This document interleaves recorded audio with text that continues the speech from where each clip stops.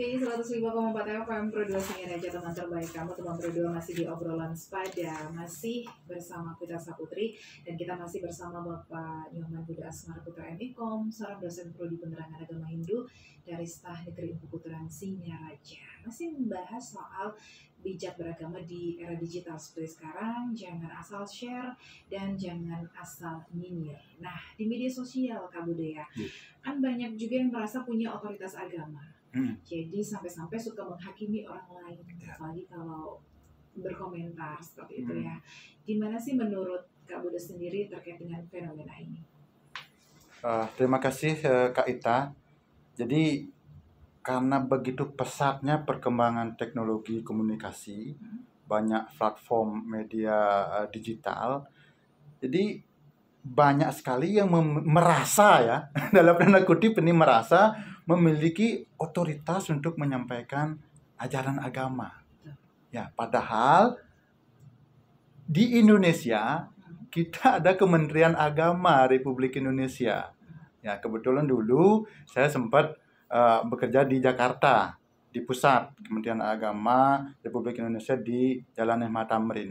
Nah, di sana kantornya. Jadi seperti yang saya sampaikan sebelumnya, di bawahnya yang membidangi Hindu ada Dirjen Bimas Hindu, yang membidangi Islam ada Dirjen Bimas Islam, Katolik, Buddha, Konghucu.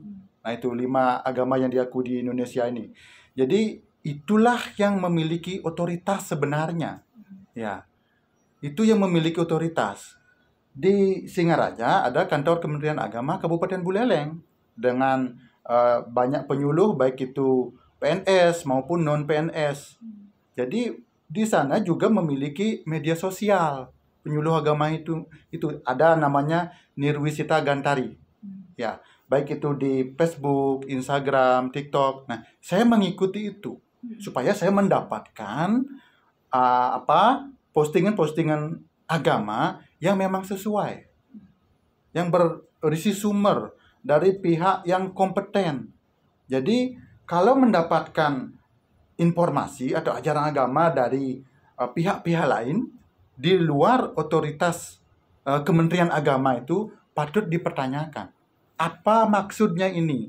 Apa tujuannya ini? Takutnya kita diarahkan ke politik sehingga memecah belah bangsa. Timbul intoleransi, memecah belah bangsa, akhirnya integrasi bangsa kita dipertaruhkan. Itu harus hati-hati, waspada. Oke, kadang-kadang nih anak muda sekarang itu kan punya semangat tinggi ya, dalam berdakwah atau mungkin menyebarkan nilai-nilai agama, tapi sayangnya jadi terkesan sedikit menggurui mungkin ya. Jadi mungkin ada tips dari Kak sendiri biar tetap adem, terus biar tetap bisa diterima sama masyarakat, itu gimana sih? Oke, jadi saya mengapresiasi generasi muda yang sudah berani speak up, berbicara berkaitan dengan agama.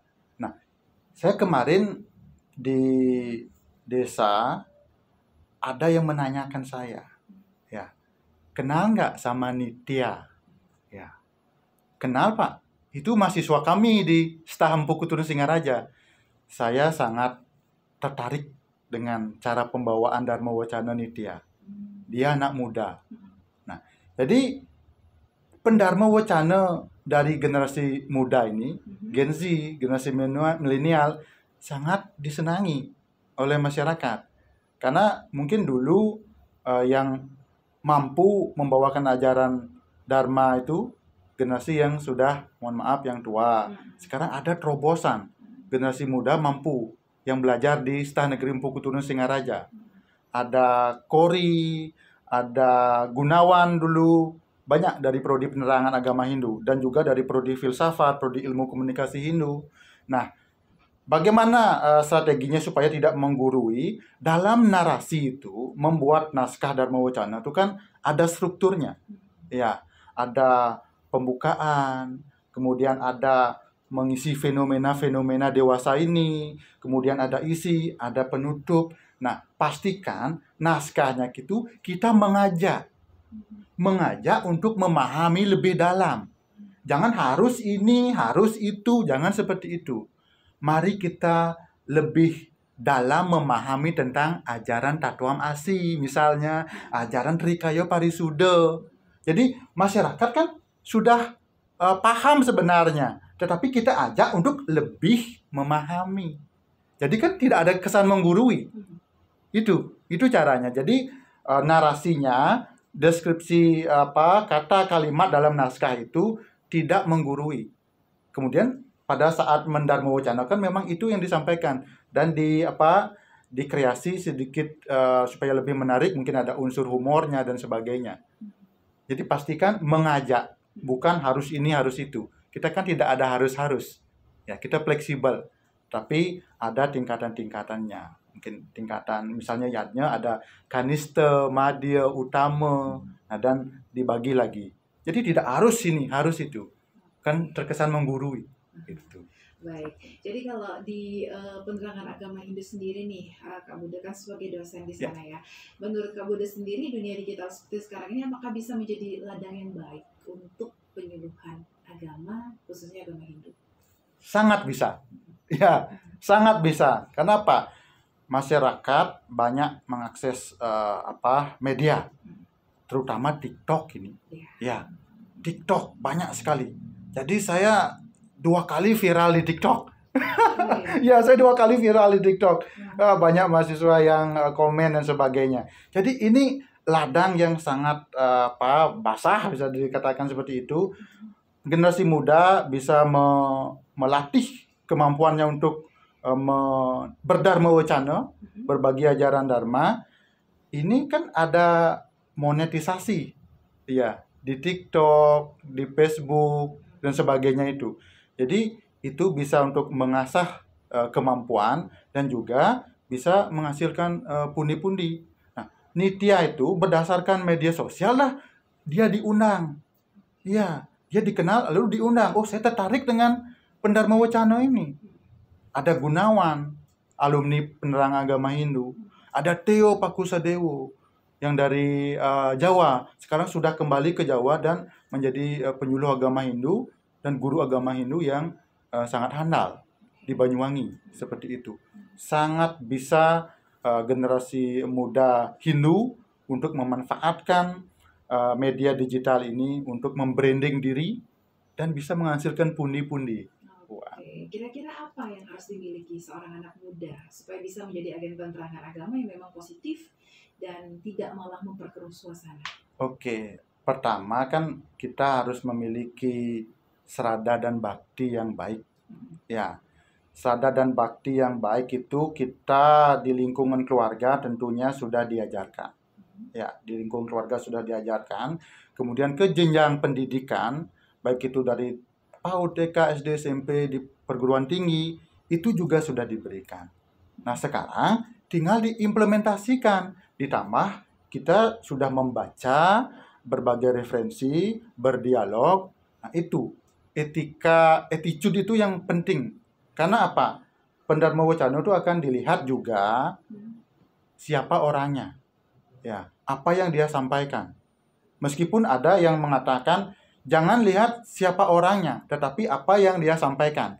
Tetapi akan lebih afdol jika perilaku sehari-hari kita sesuai dengan apa yang kita ucapkan. Antara pikiran, perkataan, perbuatan itu seimbang, selaras, serasi. Itu yang harus dipersiapkan. Akan lebih yahud nanti. Oke, tapi kadang-kadang perbedaan pandangan keagamaan gitu ya di media sosial itu malah menjadi pemicu konflik. Gimana nih cara untuk menjaga keberagaman supaya nggak jadi ajang perpecahan? Oke, jadi tidak bisa kita pungkiri ya, karena perbedaan pandangan, perspektif, paham membuat masyarakat menjadi gagal paham. Karena apa? Paham yang keliru yang dipahami, jadinya salah paham. Kalau itu tidak diluruskan, akan menjadi gagal paham. Nah, jadi pastikan kita tidak menganut paham eksklusivisme yang menyatakan bahwa kebenaran hanya ada pada agama saya. Kebenaran hanya ada pada kelompok saya saja. Yang lainnya Tidak ada, salah. Itu paham eksklusivisme. Kemudian yang harus kita terapkan adalah paham inklusivisme. Kita memahami bahwasanya di berbagai agama, di berbagai kelompok, itu juga ada perspektif, ada sudut pandang yang benar. Kita harus bisa memahami itu.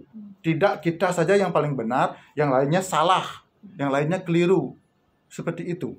Oke, ada banyak pertanyaan yang sudah masuk di WhatsApp Ya. di 081 139 91054. Satu pertanyaan dulu untuk Kak Bude. Ya. Selamat pagi. Kenapa sih anak muda sekarang kadang lebih percaya video 1 menit di TikTok daripada belajar langsung dari kitab suci atau guru spiritual? Oke, menarik ini pertanyaannya. Memang video 1 menit di TikTok itu lebih diminati. Karena apa? 3 detik pertama, 3-5 detik pertama itu mereka disuguhi yang wah. Ya, yang wah. Wah, ini keren ini. Akhirnya berlanjut sampai selesai, nggak kerasa. Dipenuhi dengan audio, visual, narasi yang menarik. Nah, sedangkan belajar agama dari sumber buku, pustaka suci, mendengarkan dari guru, mendengarkan dari dosen, mendengarkan dari orang yang disucikan, mungkin mereka jenuh ya. Ya, karena itu saja. Tapi video dari TikTok yang 1 menit itu penuh dengan warna-warni, audio visual yang sangat menarik. Itu yang menyebabkan generasi muda lebih tertarik. Mudah-mudahan video 1 menit itu mencerahkan, tidak membawa kita ke perpecahan. Itu harapannya. Makanya ini tantangan juga bagi kita di pendidikan, di penyuluh agama Hindu, bagaimana membuat video 1 menit yang memang kreatif, yang sudah menyeluruh, bisa memberikan pencerahan pada generasi muda. Itu yang harus kita lakukan sekarang. Baik, nanti kita lanjut lagi baca pertanyaan dari teman Pro 2 yang sudah masuk di WhatsApp di 081 139 91054. Jangan kemana-mana, dengerin terus obrolan Spada di Pro 2 FM, teman terbaik kamu.